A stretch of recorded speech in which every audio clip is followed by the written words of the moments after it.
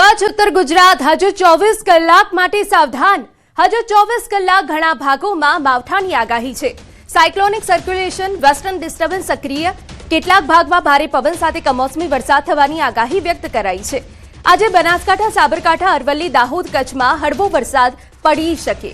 માછીમારોને દરિયો ન ખેડવા સૂચના અપાઈ।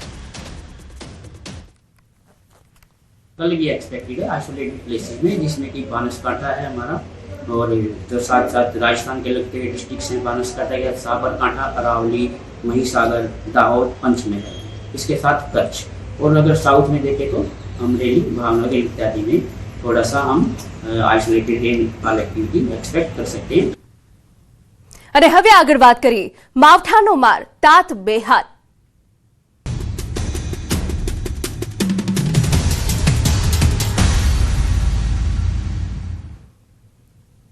સમાચાર રાજકોટમાંથી।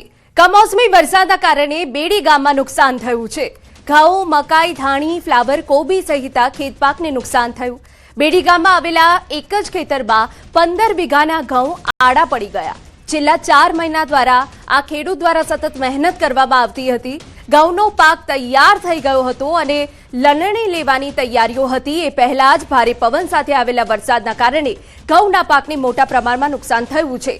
મકાઈના છોડને પણ મોટા પ્રમાણમાં નુકસાન થયું છે।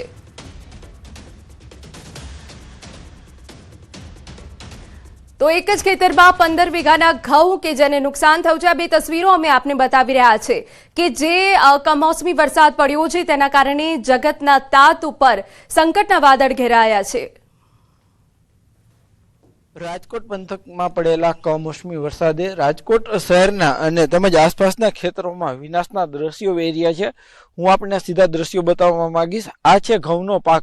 ગઈકાલે આ સમય સુધી આ ઘઉંનો પાક છે તે આ ખેતરમાં લહેરાતો હતો, પરંતુ ગઈકાલે જે બપોર બાદ એકાએક જે ભારે પવન ફૂંકાયો ને એમના કારણે આ જે ઘઉંનો પાક છે તે ઢળી પડ્યો છે। આ 15 વીઘા જે ખેતર છે તે ના ઘઉં છે। આ ઘઉંનો પાક તૈયાર થઈ ગયો હતો અને તેની લણણી છે માત્ર એક જ અઠવાડિયાની અંદર લેવાની હતી। માર્કેટિંગ યાર્ડ સુધી આ જે ઘઉંનો પાક પહોંચે તે પહેલા જ જે ખેડૂતોના મોઢે આવેલો કોળિયો જૂટવાઈ ગયો છે। હાલ આપણી સાથે ખેતરના માલિક છે, આપણે એમની સાથે વાત કરીશું। શું પરિસ્થિતિ છે ખેતરની? ખેતરની પરિસ્થિતિ બહુ ખરાબ થઈ ગઈ છે। કાલે જે વરસાદ આવ્યો, અમારો 4 મહિનાનો પાક હતો એ બધો જમીન દોષ કરી નાખ્યો છે। અમારે નુકસાની બહુ આવી છે। આજે કેટલા વીઘામાં ઘઉં હતા અને કેટલા સમયથી તમે વાવેતર કરેલું હતું? આજ 15 વીઘાના ઘઉં હતા અને અમે 3.5 મહિના ત્યાં મતતા હતા। હવે 10 દિવસને આડેગાળે હતો ઘઉંનું અમારે કાઢવા માટે લણવામાં, પણ કાલે વરસાદ આવ્યો એમાં બધા જમીન દોષ થઈ ગયા છે। હવે કઈ રીતના નુકસાની કહી શકાય? કેટલા રૂપિયાનું બિયારણ લીધું હતું? કેટલા રૂપિયાનો કેટલો ખર્ચો કર્યો હતો? અમે આ વર્ષે 1000ના મણ લેખે બિયારણનું વાવેતર કર્યું હતું અને અમારે નુકસાની આશરે તો આ 15 વીઘાના ઘઉંમાં 5 થી 6 લાખની નુકસાની તો અમારે આશરે આવશે। જે રીતના અહીંયા જે ખેતર છે તેમાં મોટા પ્રમાણમાં નુકસાની છે। ખેડૂતો દ્વારા છેલ્લા 3.5 મહિનાથી તનતોડ મહેનત કરીને ઘઉંનો પાક લેવાની તૈયારીઓ કરવામાં આવતા હતા અને ખાસ કરીને જે રીતના વાત કરવામાં આવે તો અહીંયા શ્રમિક છે તેમના પણ હાલ બેહાલ થયા છે, કેમ કે આ શ્રમિકો છે તે બીજા અલગ અલગ જગ્યા દેશના અલગ અલગ રાજ્યોમાંથી આવતા હોય છે, અલગ અલગ જગ્યાએથી આવી અને જે છે મજૂરી કરતા હોય છે, પરંતુ અત્યારે જે રીતના નુકસાની થતા તેમને પણ જે છે એ નુકસાની ભોગવવાનો વારો આવ્યો છે। ખાસ કરીને જે રીતના રાજકોટ પંથકના જે અનેક જે ગ્રામ્ય વિસ્તારો છે, બેડી છે તેમજ પરાપીપળિયા સહિતના આસપાસના અનેક ગ્રામ્ય વિસ્તારો છે કે જે જગ્યાએ અત્યારે ઘઉં, મકાઈ, ધાણી સહિતના જે પાક છે તેમને મોટા પ્રમાણમાં નુકસાન થયું છે। હાર્દિક જોશી, ન્યૂઝ 18 ગુજરાતી, રાજકોટ। તો ખેડૂતોની આ વ્યથા છે। મકાઈના છોડને પણ મોટા પ્રમાણમાં નુકસાન થયું છે। કમોસમી વરસાદના કારણે બેડી ગામમાં પારાવાર નુકસાન થયું છે। ગામમાં ઘણું નુકસાન છે, 50% ઉપર હશે। ક્યાં ક્યાં પાક વાવતા હોય છે ગામમાં? ઘઉં, મકાઈ, કોબીજ, ફુલાવરો। કેટલા સમયથી મહેનત કરતા હોય? આ અત્યારે 4 મહિનાની મહેનત છે। હવે આનું શું થાય છે? અત્યારે જે ઘઉંનો પાક ઢળી ગયો છે, હવે આ ઘઉં તડકા પડે પછી કેટલા ઊભા થાય? જો કે 100% નુકસાની છે। હવે આમાં કંઈ હાથમાં આવે એમ નથી અને જે આ ઘઉં છે એનું અમે હાર્વેસ્ટર અથવા હાથેથી ગમે તે કાપણી કરશું ને તો પણ આના દાણા છે ને તમારે સાવ ખાવા લાયક ન રહીએ। બોટાદ જિલ્લામાં નુકસાનીનું માવઠું ત્રાટક્યું.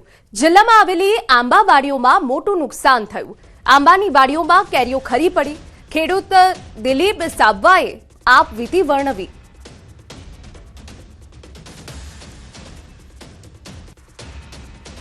બોટાદ જિલ્લામાં આંબાના બગીચામાં, પોપૈયાના બગીચામાં, ચીકુના બગીચાની અંદર ભયંકર ઝાડ પણ ધરાશાયી થયા છે અને જે ફળ ફ્રૂટ જે કહેવાય કે એક વર્ષથી જે ખેડૂતો રાહ જોતા હતા એ ફળ જમીનદોષ થઈ ગયા છે. બનાસકાંઠાની વાત કરીએ કે કમોસમી વરસાદના કારણે ડીસા માર્કેટયાર્ડમાં પડેલી બોરીઓ પલળી ગઈ. વેપારીઓ દ્વારા બહાર મૂકવામાં આવી હતી. બાજરીની અને રાયડાની બોરીઓ પલળી ગઈ.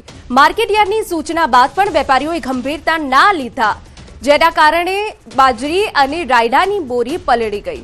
વેપારીઓની બેદરકારીના કારણે ખેડૂતો અને વેપારીને નુકસાન થયું છે. તો આ તસવીરો અમે આપને બતાવી રહ્યા છીએ કે જ્યાં અગાઉ સૂચના આપવામાં આવી હતી પરંતુ વેપારીઓએ ધ્યાનમાં ન લીધી, જેના કારણે એક મોટું નુકસાન થયું છે. બાજરી અને રાયડાની બોરીઓ જે બહાર પડી હતી તે પલળી ગઈ છે. ગઈકાલે જે વરસાદ આવ્યો હતો તેના કારણે એક મોટું નુકસાન થયું છે. વેપારીઓની અહીંયા ગંભીર બેદરકારી સામે આવી છે.